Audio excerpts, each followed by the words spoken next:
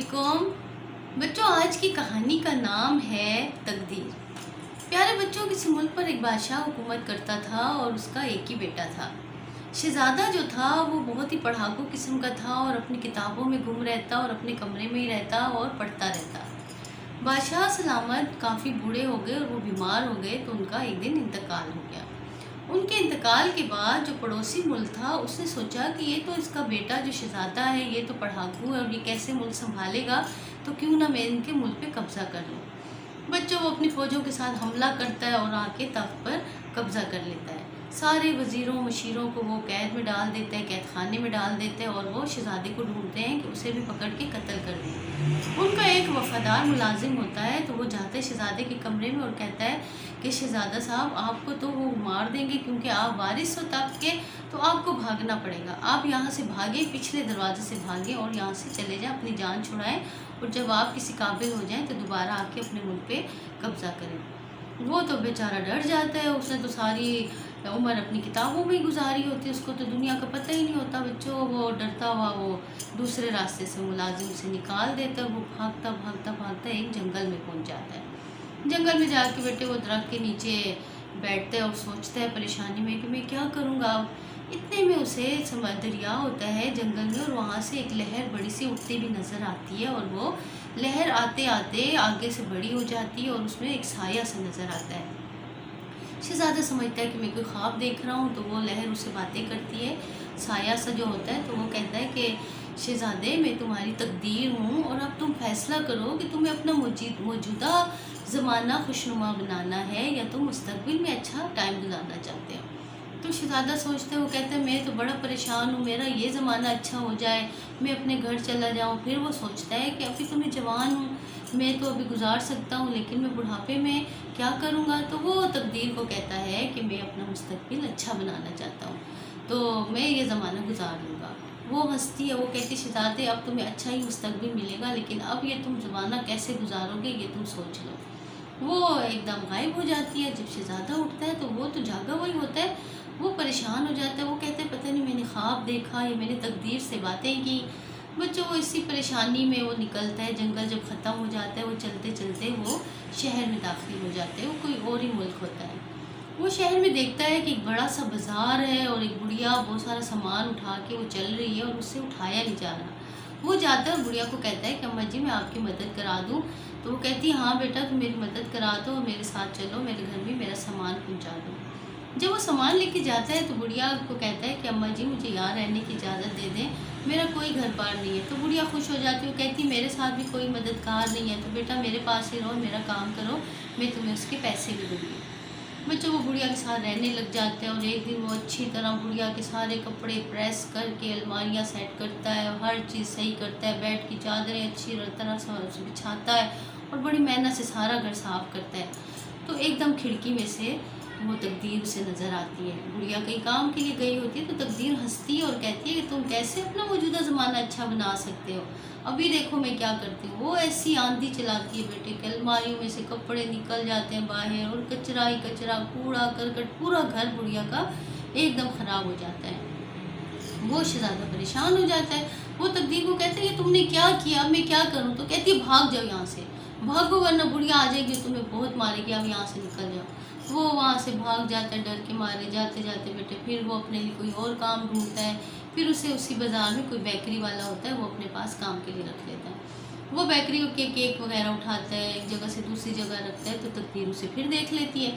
वो फिर आती है और ऐसी हवा चलाती है कि उसके हाथ से केक गिर जाते हैं और सारी पूरी बेकरी को तबाह कर देती है और हर चीज़ बिस्किट केक सब उलट जाते हैं। तो वो फिर परेशान हो जाता है, वो फिर भागता है।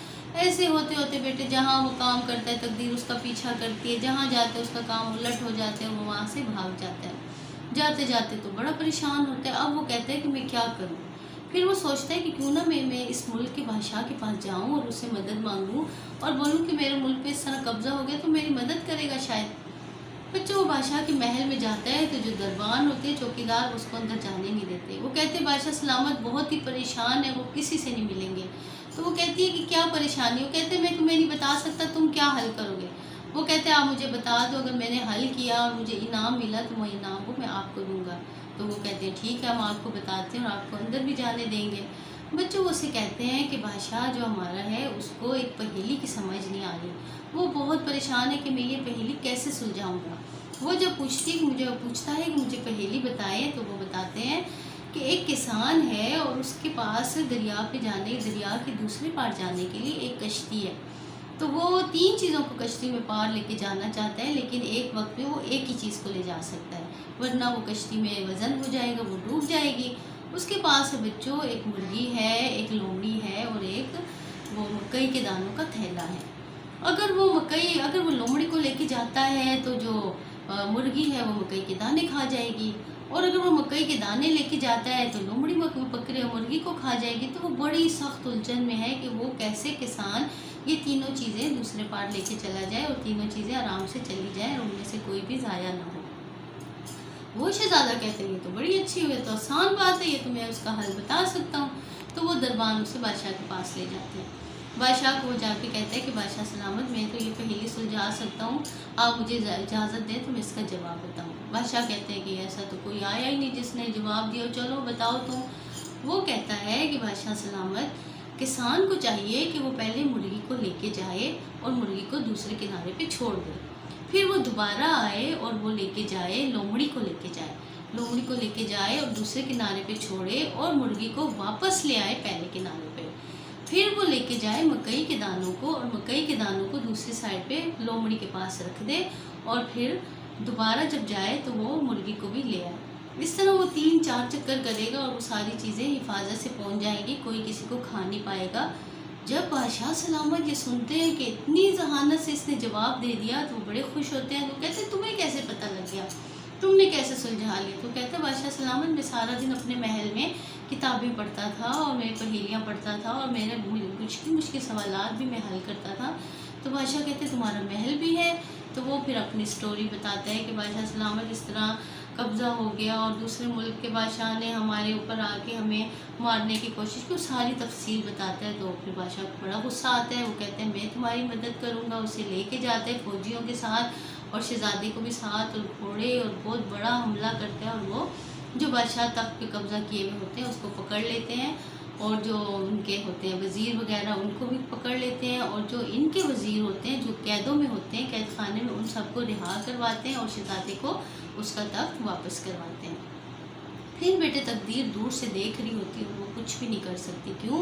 कि वो समझ जाती है कि शहजादे ने अपनी हिम्मत से, बहादुरी से और अक्लमंदी से मुझे भी शिकस्त दी और अपनी तकदीर खुद बनाई। उसने अपना मौजूदा ज़माना भी अच्छा कर दिया और मुस्तकबिल तो उसका अच्छा ये था कि उसने मांगा हुआ था।